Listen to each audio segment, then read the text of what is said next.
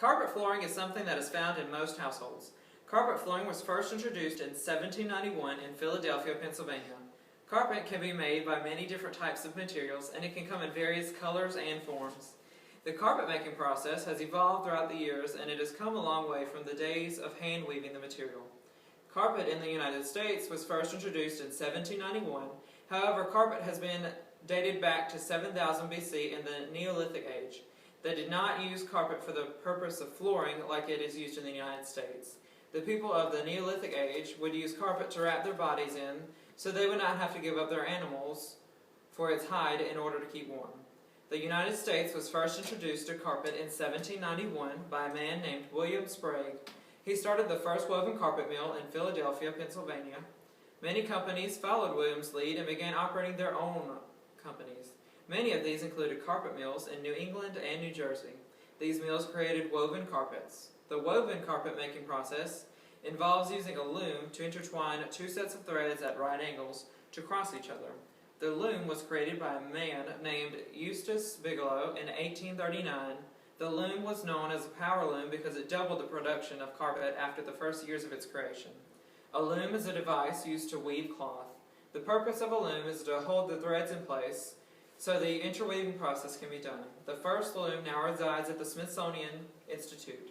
There are 6 components to a loom. These are the warp, beam, petals, shuttle, reed, and the take-up roll. There are 3 basic motions of the loom that include shedding, picking, and battening. Shedding is the raising of the yarn or shred to form a shed. A shed is the vertical space between the raised and unraised warp yarns or thread.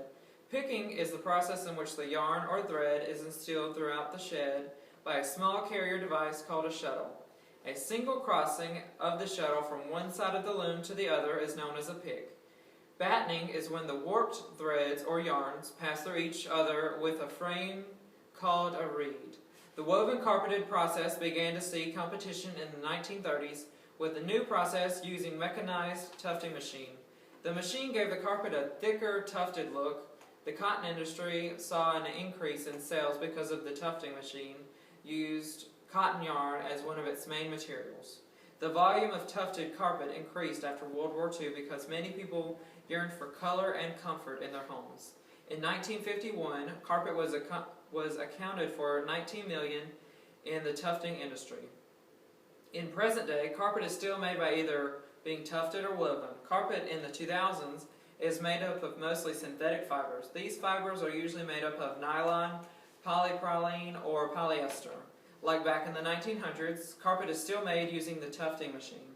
It can be dyed using a 2-step dyeing process. The first method of dyeing is called pre-dyeing. This is where the color is applied to the yarn prior to tufting. The second step involves applying the color to the yarn after the tufting process. Installing carpet is the last step to carpeting. Using a do-it-yourself method, there are 17 steps to install the carpet. A person should measure the longest wall in the room. He or she should multiply the length and width by 9 to determine the square yardage, and add 10% to allow for errors. After this, a person should clean and smooth out the surface of the area that the carpet will be installed. Step 3 involves removing the doors of the room where the installation will take place. This will make the installation process easier. Installing the tackless strips is step 4. Tackless strips come in many varieties of widths, thicknesses, and heights. The next step is installing the carpet pad. A carpet pad is the pad that goes under the carpet.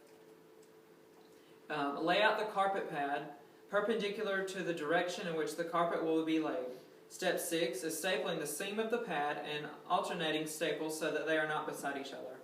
After the staples are in place, a person should use a knife to cut away from the padding along the interior edge of the strip so that all the tacks are not exposed. For step 8, a person should measure the room at its longest point and add 3 inches to the measurement. Step 9 is to roll the carpet with the back facing outward until the notched areas show. Cut the back of the carpet along the chalk line, roll up the carpet, and take it back inside. After this is done, roll out the carpet into the room for step 10. A person should cut the excess carpet but leave 3 inches extra next to the walls.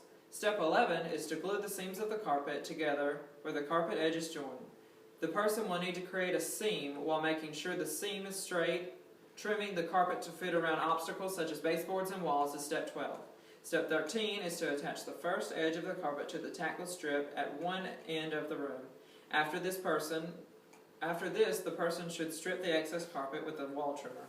Step 15 is using the power stretcher to attach to the strips on the other side of the room. Nail a binder bar to any area where the carpet ends without abutting a wall, such as the threshold. The last and final step is to trim the carpet when all the carpet is in place, and then enjoy all of your hard work. In conclusion, carpet flooring has been around for centuries. It has evolved from hand-weaving the carpet to multi-million-dollar factories making the carpet. Carpet has been used for purposes such as keeping warm in the Neolithic period to using it as decoration in the home in present day. Carpet comes in all different shapes, sizes, and colors, and it has become an essential part of many homes, businesses, schools, and stores. Carpet can hold many memories, including a baby's first steps, weddings, and birthday parties. Carpet is an important part to making a home feel comfortable and safe. And the carpet also comes in many shapes, such as a tile format. Thank you, and this concludes my speech.